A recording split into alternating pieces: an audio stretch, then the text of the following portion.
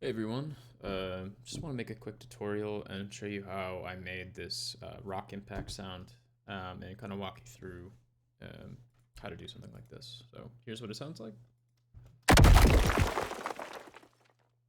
Right, and let's walk through it. So I'll do a quick step-by-step, just going through all the layers. But before I do that, just want to show you. I broke it up into three different sections. So I have the rocks, the debris, and the explosions. And each one of those obviously is going to add different parts of the sound. So the rocks sound like this. Debris sounds like this. And the explosions like this. So I kind of based this sound off of these references. And, I don't always do this, but for sake of example, kind of showing you what I'm going after.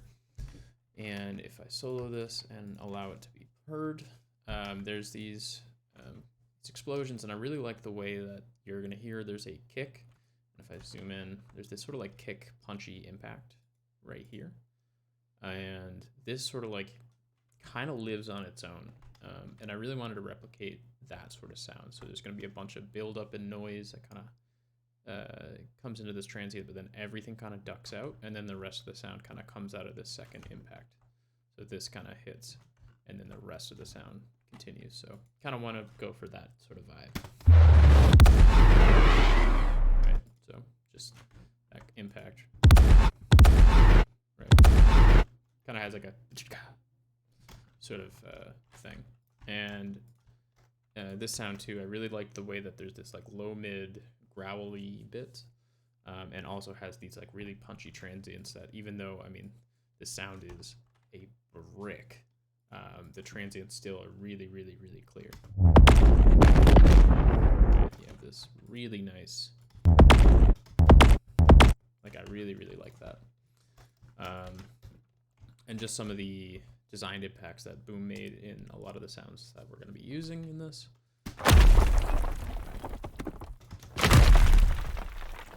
I like the chunky weight and the kind of debris that kind of falls off naturally from that.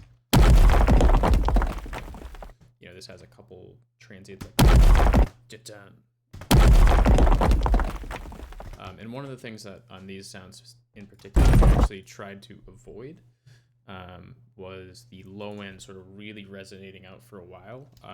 With the sound that I made, I really wanted it to be this like really big punch, and then the low and low mids to kind of like go away rather quickly, so that it leaves space for other things in the mix. Let's say if I was using this in a trailer or something, I would want to let either the music start to come through or whatever else happens in that scene. So sort of designing for that in mind with this. So let me mute it, hide it, and again, so this is what we're going for. Right. So track by track, we have some rocks.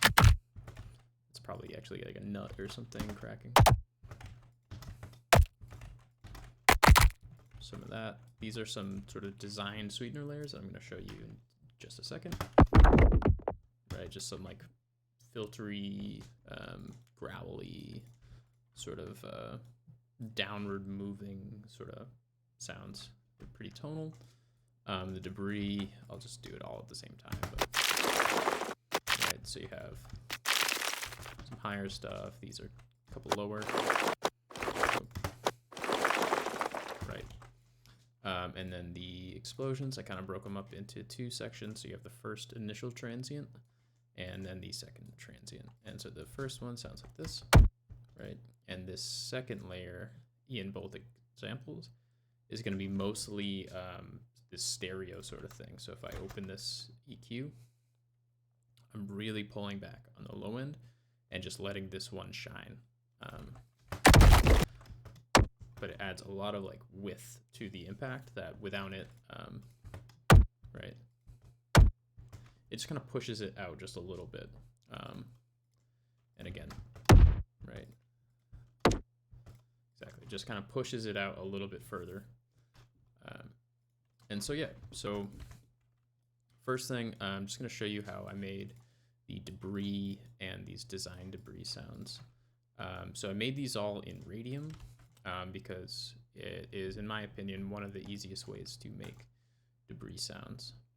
So here's the Radium patch, slightly modified from what I use, but basically the same. And so the idea here is that I'm essentially using this as a randomizing sampler, right? And I have 6 lanes that are all being randomized. But the nice thing is that if I solo this and play a note, right? It's not that exciting, but if I layer that with, you know, some of these and the rest of the layers, and I hit a note, I get something that sounds a little bit thicker. But the cool thing is my MIDI keyboard isn't connected right now, but when I did, I was just playing random notes like 5, 6, 7 at a time. And you can get these really, really thick layered debris sounds by just, let me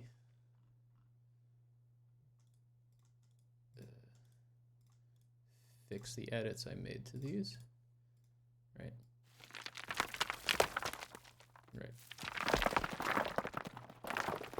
You can get a lot more motion that happens by just adding a whole bunch of extra voices to it.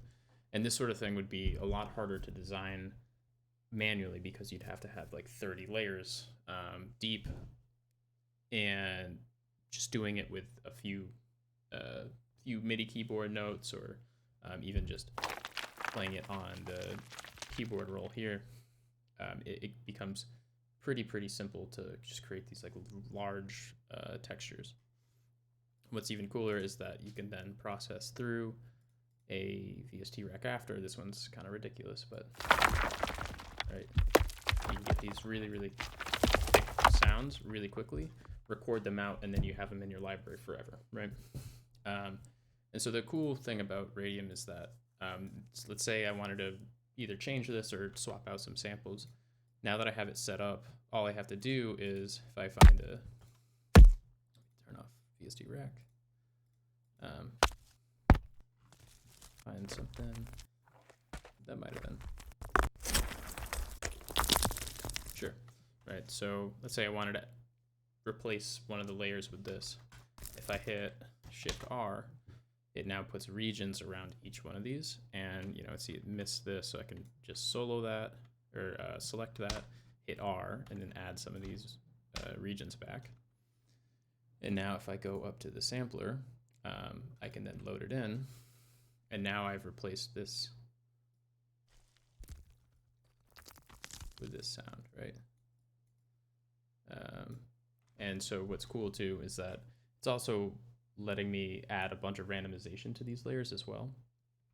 So if I actually back off, I think one of the reasons why it was sounding a little funky to me was I had the delay way up. But if I pull the delay back, this is basically saying how long after, what random range between the first MIDI note that I press and when it actually starts playing. So if I shorten that, right, it'll start playing a lot sooner, but I can paste this to the rest of them. And so now all of these are getting the same parameters, right? And so now that I have this sort of like built up, I could just swap samples and swap samples and swap samples and get a wide variety of different sounding debris. Or what's nice too, it helps actually have a MIDI keyboard. You know, if I was doing like a rock slide, I could just keep performing over and over.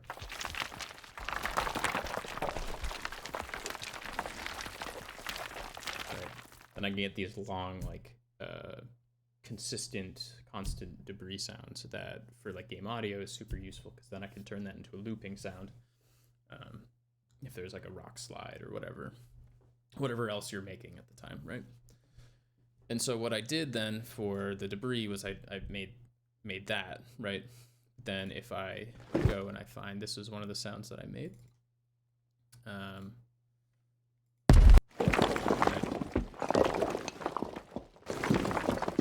If I put that through this VST rack, which is almost the same, it's a little different than what I made, and I pitch it down a little bit.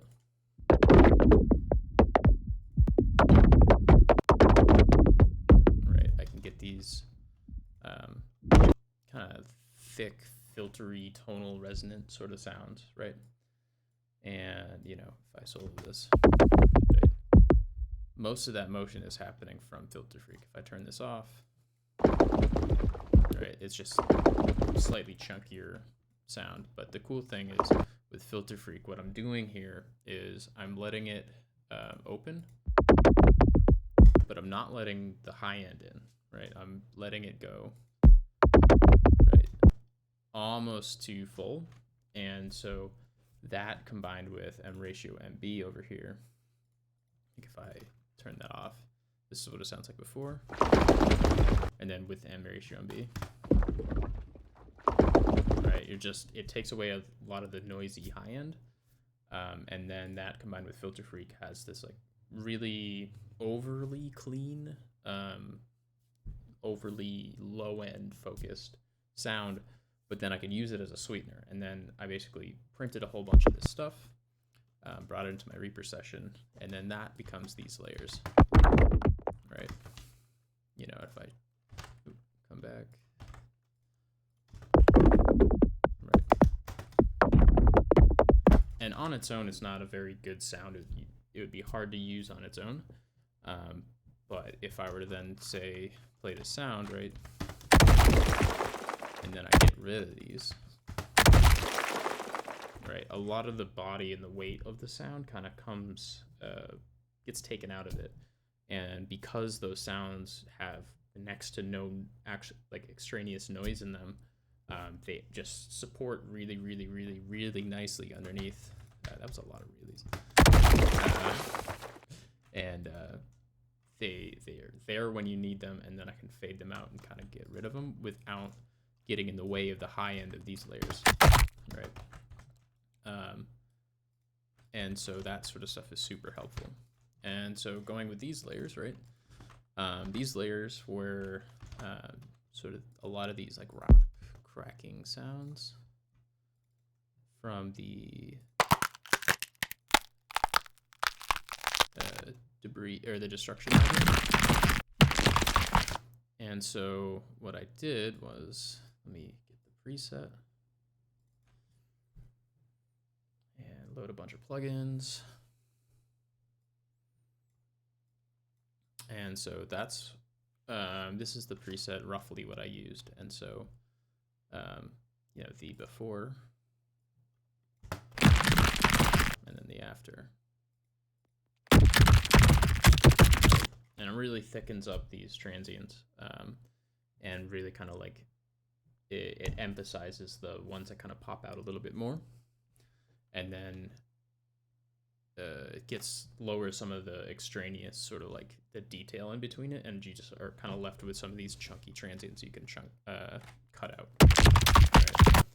And so what I'm doing here is, if I just turn off all the windows, just a quick EQ. And then I'm using this comp gate, and I really like, I don't use too many Waves plugins, but I really like this one. And at a high attack, the compressor really likes to grab transients really nicely. Like if I mute everything, I'll just leave the limiter on for catching anything that's clipping. Right. You know, and without it. And I'm also gating as well. I really like the way it grabs transients. And then a little bit of ambassador for extra weight, which is just has an envelope on it, so it's following the shape of the input signal. And then I'm using transmod to distort and punch the transient up, a M transient MB to then further punch the transient up, but then also pull back on the sustain. And this is taking, this is a slightly modified preset from the 3-band control that I made. And all this is doing is taking the sustain down from each one of these bands by the same amount. Right, and then, right, and it's really kind of chunking things up. Neutron Transient Designer, again, doing basically the same thing, just with a slightly different sound.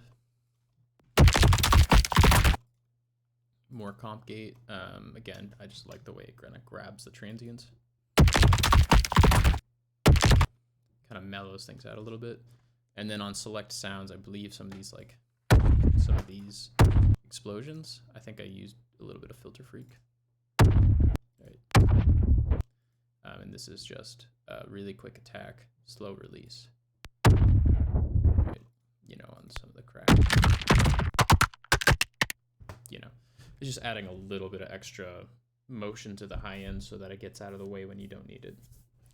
And then I just processed a whole bunch of stuff through into my Reaper session, and that became like these layers.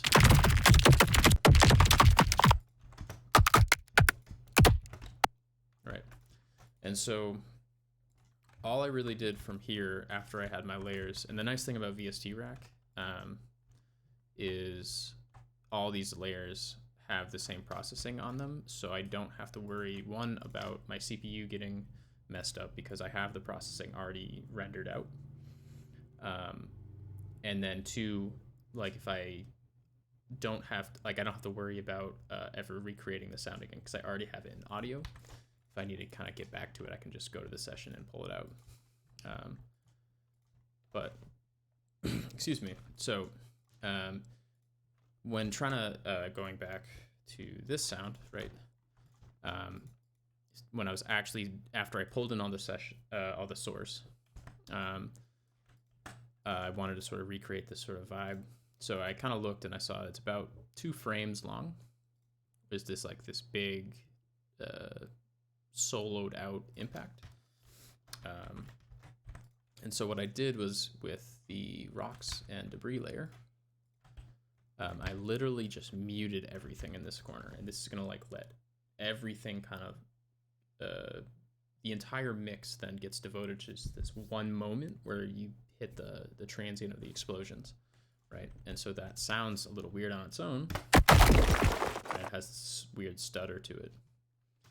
But the nice thing is that when you get it together, right, you add this like really, really nice thick kick that sort of like has all the room. And if I had pulled these layers back, right, it sort of gets in the way of what this is trying to happen. It's like, the whole less is more thing. If I have already a pretty full frequency, thick kick sort of sound, adding more on top of it is just going to, potentially encounter phase issues or whatever, and take away from the impact that this is actually giving.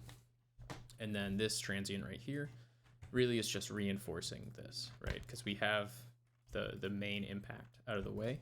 Now we just need to sort of like let the rest of the layers kind of shine, right? And just emphasize them a little bit with the second kick, right? Yeah, and that's kind of how I designed this sound.